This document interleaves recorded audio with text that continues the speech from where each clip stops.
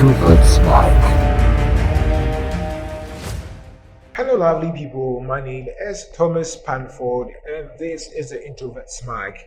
The Introvert's Mic is basically letting you know what the introverts think, and it's all about depth and anything in between. Just depth. Now, let's move on to today's issue. So I was on the internet, watching videos on YouTube, TikTok, all over, and I happened to chance on this backlash between Wode Maya, the famous Wode Maya. Wode Maya has been putting Ghana on the trends and a whole lot of content about Ghana on the internet, which is making Ghana a trend.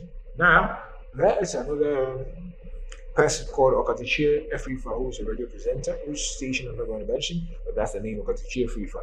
And the whole thing started when a video of Wode Maya popped up on the internet while he was saying that actually the Ashanti Kingdom was really involved in the Atlantic slave trade.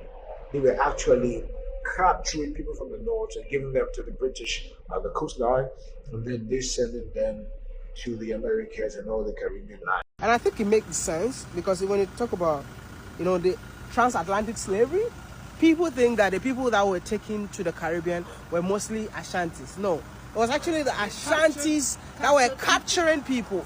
So they were capturing people from the north of Ghana.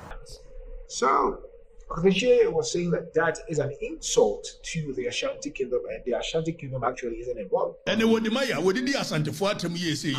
On said no, what will be anywhere. What you be that oh, fire. Say, ye did do at him. Nemon Kuanutum. Near do at him. Nabana be you and one.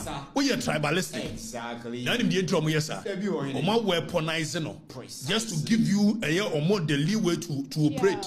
It was more your bonipa. But I can set you are tribalistic, nice. No matter what. And Wode Maya said, bro, yeah, I gotta know your history. I gotta do research. So I sat back and I was like, well, let's see if it is true. So I went to some history books. And then on the net, and I found that there is a quantum truth right in there, which is actually true. So in the 18th century, where the Ashanti Kingdom started rising, and they were known for their military raids and then capturing people, and typically the fought wars, they caught criminals and the war captives, whatever, and then the Ashanti Kingdom justified it as a consequence for their conquest. And there's a code that if I fight your king and I kill him, he's all, it's for me. So they basically made them their slaves first before they would transport them. So that was during the tenure of Utum for Seibunsu, if I'm right, famously stated in the 1820s.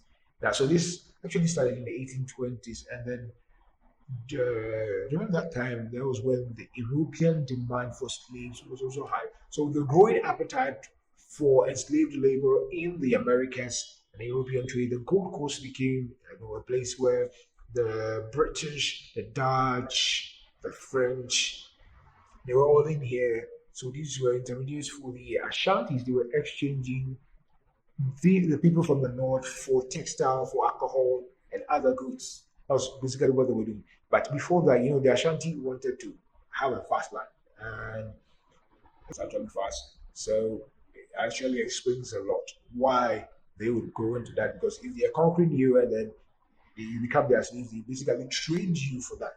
So the coastal fortress, this is where the British came to build their forts and all that.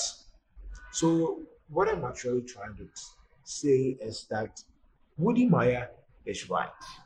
Wode Maya is right. So the Ashanti Empire was complicit and deeply engaged, often had things with the Europeans to sell. You hear the word? Sell. Enslaved captives captured from neighboring peoples. They justified it as a norm of war, used European weapons to fuel further raids. And you see, so they were trading the people that they captured for the guns, for the textiles, for the sugar that sugar. They didn't treat things with sugar.